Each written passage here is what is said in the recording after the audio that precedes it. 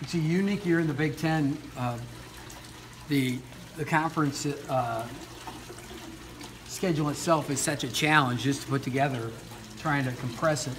And we've been talking about this as coaches in the conference office for 2 years, how it's going to be. Coaches agreed to do the early December 2-game thing, where you get only 1 day in between. Everybody gets one home, one away game. And, there's just so many other issues with like the Super Bowl in Minnesota and Northwestern, with their issues. So, when you look at it, everybody's probably got things they like about it. Everybody's got things they don't necessarily like about it. I just look at our entire schedule and say, that challenging part, of course, I think probably, especially Orlando through Kansas, is going to be, we're going to have to play a lot of high-level basketball.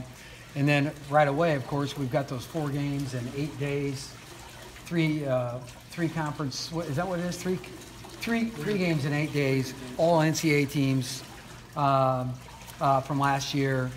2 of them are on the road. We got another spell where we got 3 and 8 days later, or 5 and 10, or whatever it might be. But and then it ends, promising. If you can be in the race, you've got some home games there that could be really, really exciting for our fans and certainly our team. About that ending, when you guys made the tournament, you had a pretty favorable back end of the schedule. How much value does that have for a team that's potentially on the bubble, just to have games at home? Yeah, we have 2 Saturday home games, which we've had 2 out of 3 years. We've only had in 18 home games, we only had 1 Saturday home game. If I were the rail yard guys, I'd be in Rosemont, Illinois. But we've got 2 this year, and then especially later in the season, we've got a better, a more favorable ending schedule, and that's huge. But we need to play well at home. We haven't played well enough at home, so.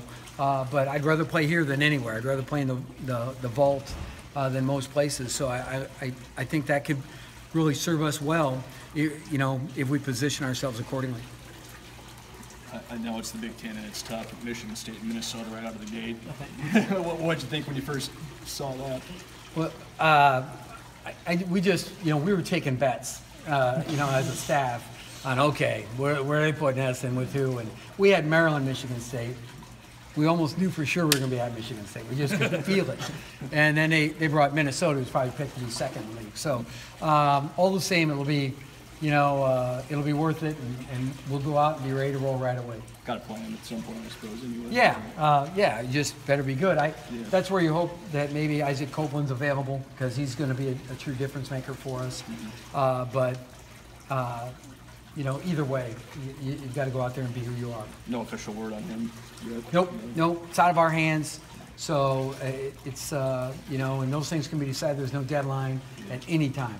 The season can be started. Games can be started, be played, and they can make a decision. When you had those first 2 league games, then Creighton, then Kansas, the first 2 weeks of December, is there going to be anything else that's going to catch you guys by surprise at that point? You're pretty much going to see. Yeah, I think, if we're not prepared, we're at Central Florida, who's a semifinal NIT team, and they get Aubrey Dawkins eligible, who's a good player at Michigan, Johnny's son. So they're going to be really good, and you're in that West Virginia bracket, so, or side of the bracket. So I think we're going to have a lot of challenges, with what we're doing. And, by the time you get through Minnesota, Michigan State, Creighton, Kansas, and then that Orlando tournament, I think that's going to be a very high level. I think by the end of the regular season will be another top 5 non-conference schedule. I know you mentioned, there was a lot of things that went into it, but playing the 2 conference games, before the conference season really gets into full swing, do you like that premise? Do you like that? Well, they're talking about going to 20, and the only way to get to 20 is to do the same thing. So, we could maybe space it out a little more, but to me, if we do that, something's got to give. You've still got Gavitt games. You've still got, you got to look at, I think, which tournaments you play in. We tried to put Nebraska, on a larger platform nationally. So I agreed to play and contacted ESPN and recruited them to get us into their events, which, the Anaheim one last year was very good for us in terms of, you've got UCLA, Dayton, Virginia Tech. This one will be a very big event. We've also played in Diamond Head and Charleston. But it's allowed us to really do some things. I think if that happens, you just have to look at the total context of your scholarship or of your schedule and make some decisions from that. Notice you guys don't play a Sunday December game to close out the year. Was that by design at all? I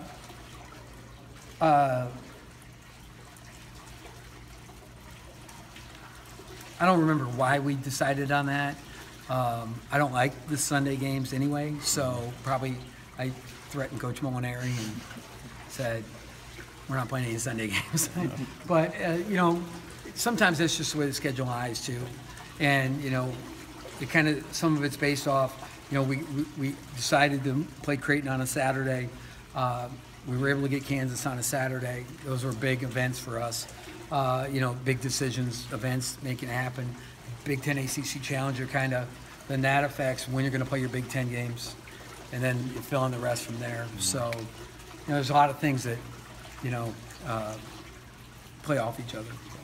So we already knew the non-conference schedule prior to today, but now seeing the full thing from top to bottom, how much will you guys be challenged in this upcoming year? Well, you know, what I love about it is one, you know, I believe as a coach, you're responsible for your standard of play. It's who you play and how you play.